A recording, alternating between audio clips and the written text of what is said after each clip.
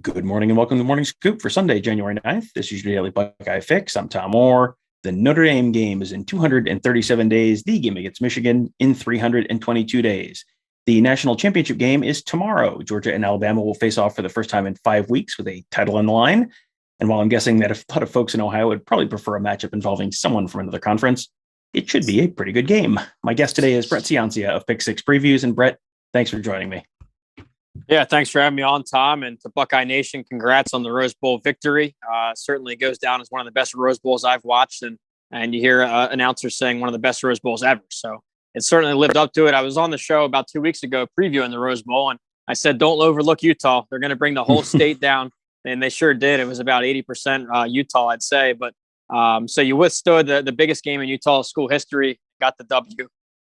We can go into that. But I'm really excited for this national title, too. I know it's kind of common now to just complain about the sport and say how broken it is. But I love the sport. I love this national title matchup. You're seeing some firepower on both sides. We'll get into that, too. Yeah, before we do get to that national title game, I did want to talk to you about the Rose Bowl just a little bit. That was obviously not a perfect win for the Buckeyes, but it felt like a game that they really needed to have going into this offseason. Yeah, for sure. Just the way it opened up with Utah punching them right in the mouth, getting a big lead on the scoreboard. You start to see, the questions flying around, how broken is this defense? I understand some starters were out with sickness, and then obviously the opt-outs were notable on both sides of the ball. But just to withstand that opening punch and all that momentum and to hunker down to put up an incredible offensive performance, C.J. Stroud and, of course, Jackson Smith and Jigba setting bowl records out there, 300-plus receiving yards. So kind of just to withstand that emotional first blow by Utah, to hunker down, play their game. That offense was just incredible. And then I'll talk about after the halftime, really the defensive adjustments that Ohio State made. Of course, the defense was reeling. It had been towards the end of the season. At one point in the Rose Bowl, I think it was 10 out of the 11 recent drives they'd allowed touchdowns, going back to the Michigan 5 in a row. So to see the coaching staff refocus at halftime, re-scheme it up, and then they came out and played inspired football. So I'm not going to sit here and knock Ohio State. That was a hard-fought battle by both sides. Defense grew up in the second half. And of course, with Jim Knowles' addition, that'll be the storyline of 2022.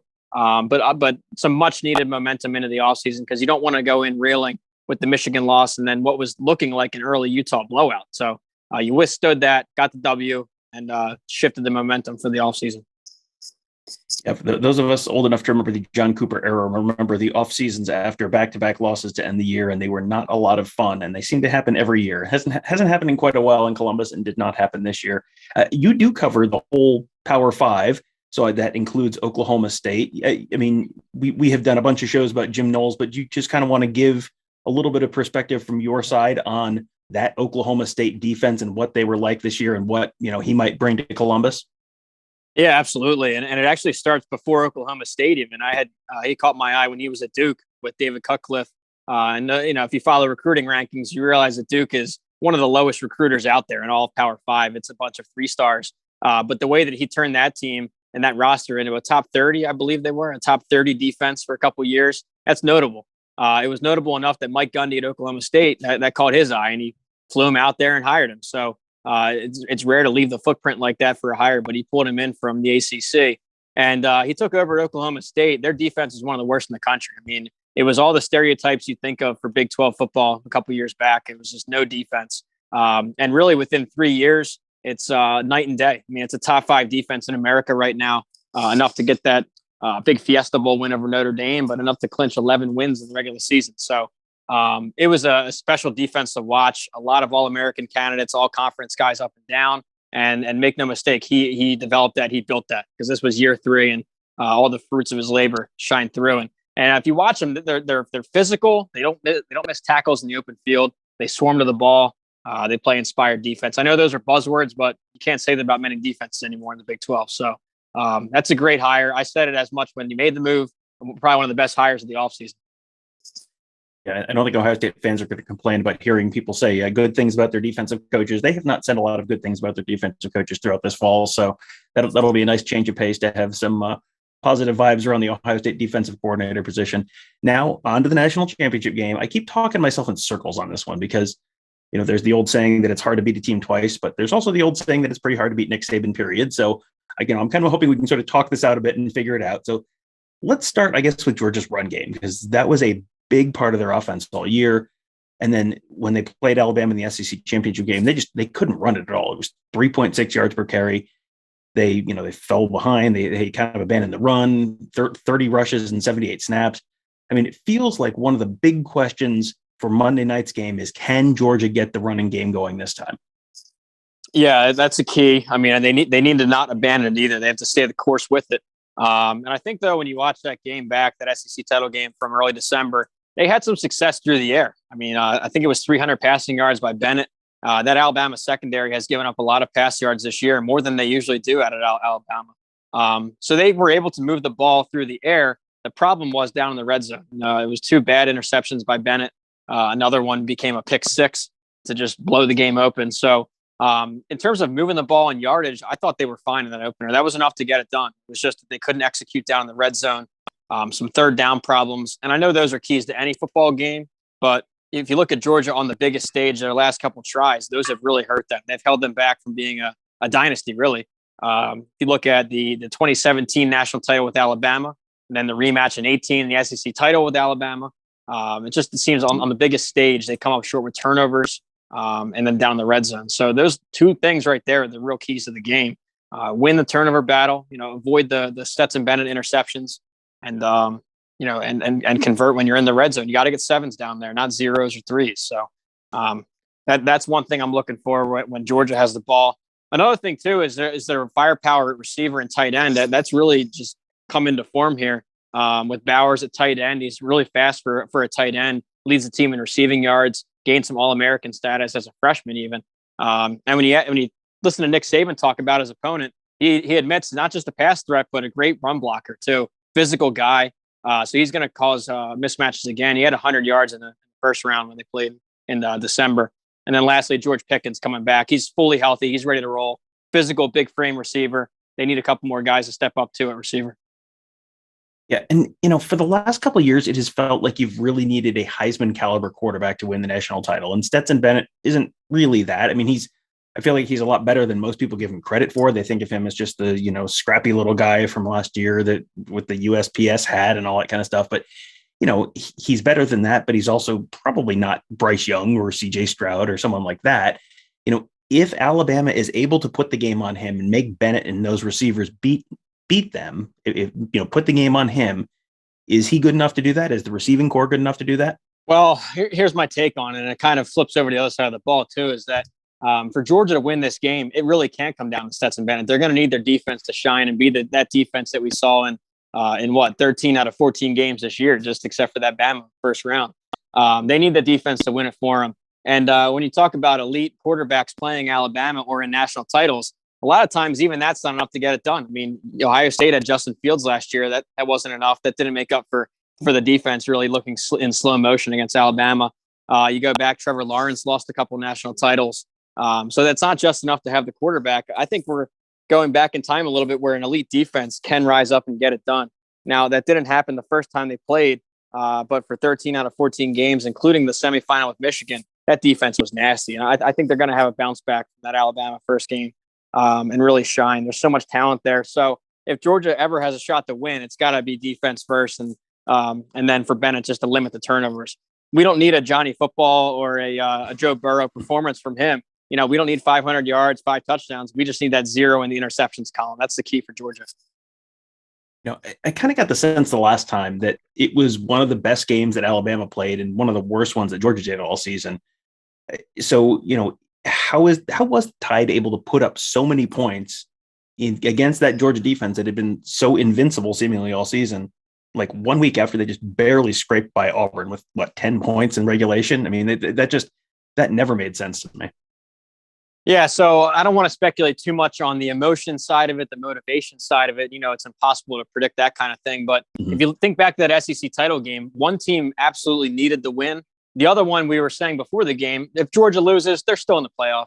And I don't know if that really plays in. I know a title's on the line. These are competitors. You're playing Alabama. You'll never overlook Alabama. But I wonder on some level if just deep inside, they kind of had that in mind. And again, that might sound dumb. I'm just trying to think of something because it's hard to predict that could have happened. Georgia with the number one defense in 30 years in FBS, and they just got outclassed.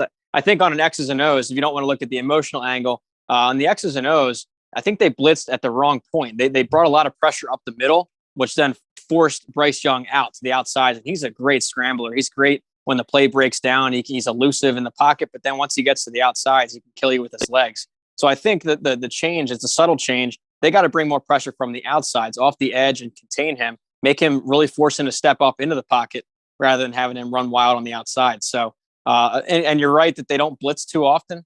That's kind of their base, is they want to make you make the mistake, sit back in coverage. And usually that works when you're playing Kentucky, Missouri, those kind of teams. But with Alabama, got to get a little creative and really try and contain Bryce Young in the pocket. This time around, one big change is that this time around, there is no John Mechie to help take the pressure off of Jameson Williams in the passing game. And the offensive line is also kind of banged up for the Tide right now going into this game. Both of those seem like that's potentially a concern for them if you're looking for reasons to believe that Georgia could win this game.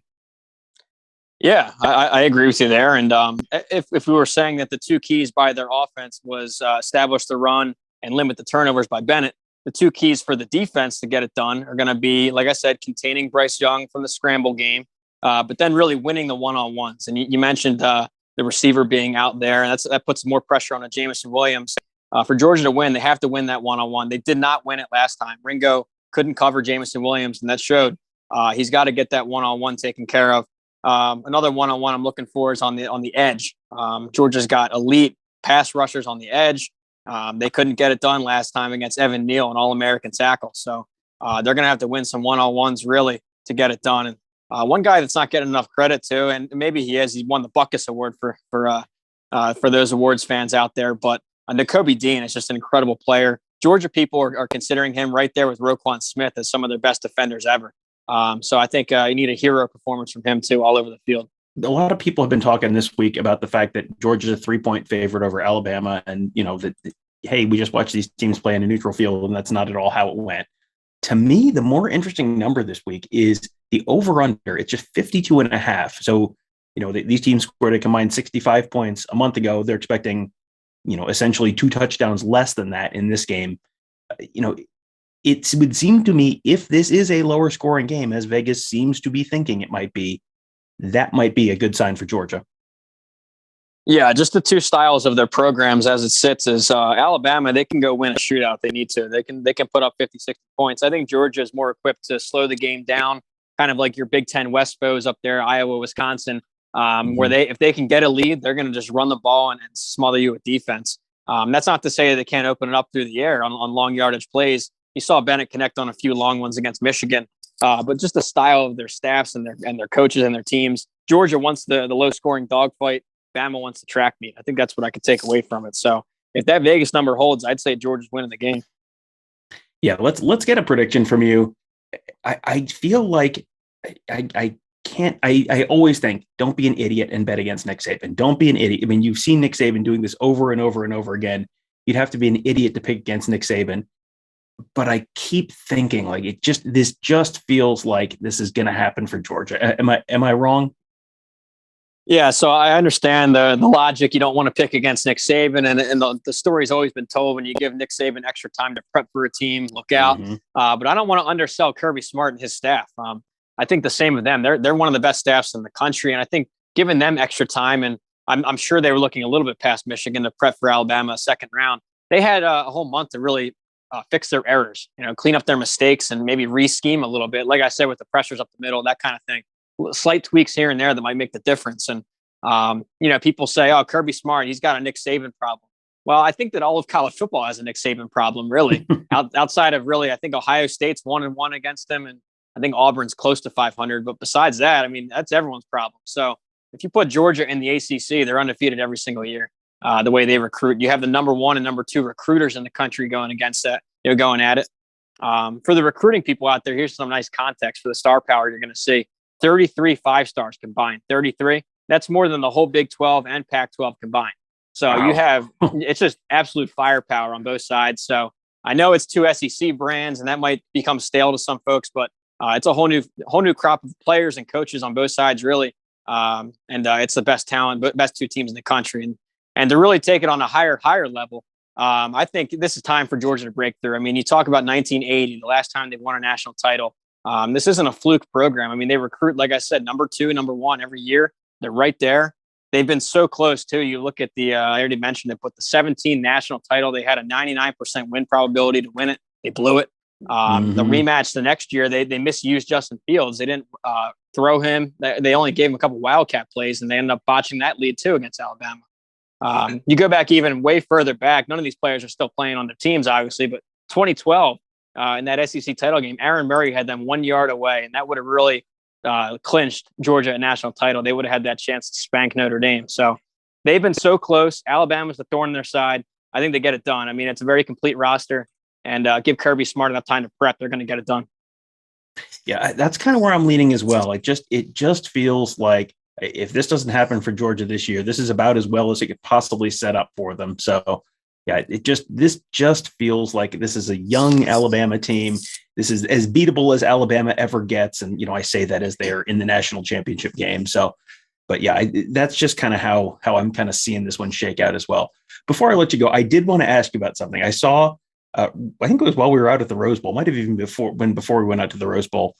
You do mini helmets. Everyone knows you do the Pick Six Previews book every year, and you've got pick6previews.com and all that, but you do mini helmets. And you had a mini helmet for Utah for that incredible Utah Rose Bowl mini helmet. And that just looked awesome. I would imagine that has been quite a popular item for you. Can you let people know a little bit about those mini helmets that you make, and then how they can get them if they're interested?